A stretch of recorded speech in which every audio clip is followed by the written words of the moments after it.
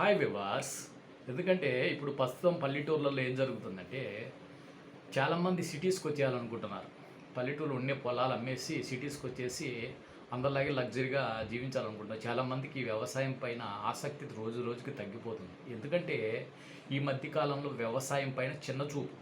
ఒకప్పట్లో ఎక్కువ పంటలు పండించే రైతుకి ఎక్కువ పశువులు, అలా గొర్రెలు, కోళ్ళు, ఇలా ఎక్కువ పశు సంపద, స్థలాలు అంటే పండించే పొలాలు ఉంటే పిల్లని ఇచ్చేవారు. ఇప్పుడు అలా లేదు. అలా పొలాలు, పశువులు, గొడ్లు, గోదాములు ఉన్నాయంటే భయపడిపోయి ఇవన్నీ మా పిల్ల చేయలేదు బాబోయ్, ఇవి పిల్లని ఇవ్వలేమనుకోని ఏ సాఫ్ట్వేర్ ఇంజనీర్ కోసమో కనీసం మ్యాక్సిమం ఏ టీచర్కి ఇస్తున్నారు తప్ప రైతుకు పిల్లని ఇవ్వడానికి ఇష్టపడటం లేదు.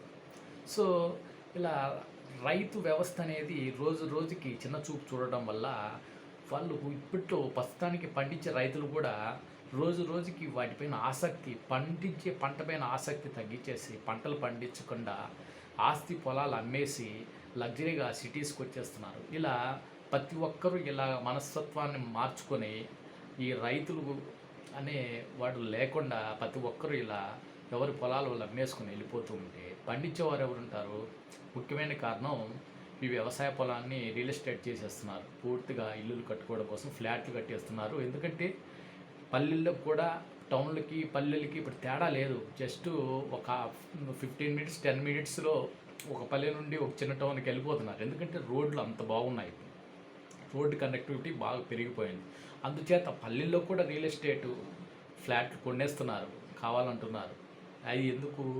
పొలాల కోసం కాదు, ఫ్యూచర్లో ఇల్లు కట్టుకోవడానికి. ఇలా ప్రతి ఒక్కరూ పంట పొలాల్ని ఇలా ఇల్లులు కట్టుకోవడానికి ఫ్లాట్లు చేసేస్తే ఫ్యూచర్లో పంటలు పండించే వాళ్ళు లేక పంటలు అంటే ఫుడ్కి కూడా చాలా ఇబ్బంది అయిపోతుంది. ఫుడ్డే కాదు, ఇలా చెట్లు కూడా విపరీతంగా నరికేయడం వల్ల వర్షాలు పడడం కూడా ఆగిపోతాయి. ఇలా వాటరు, ఫుడ్ రెండిటికి కొరత వచ్చేసి తీవ్ర ఇబ్బందులు ఎదుర్కొనే ప్రమాదం ఎక్కువ ఉంది. డబ్బు ఎంత ఉంటే ఏం లాభం? తినేదానికి తిండి లేకపోతే. మన దగ్గర 1,00,000 రూపాయల నుండి 1,00,00,000 రూపాయల నుండి షాప్లో రైస్ లేకపోతే వాడికి 1,00,000 రూపాయలు ఇచ్చినా మనకి రైస్ అమ్మలేడు కదా. సో ఇలా రోజు రోజుకి వ్యవసాయం దిగజారిపోతుంది. వీడియో ఇన్ఫర్మేటివ్ అనిపిస్తే ప్రతి ఒక్కరు షేర్ చేయండి, సబ్స్క్రైబ్ చేయండి. జై హింద్, జై భారత్.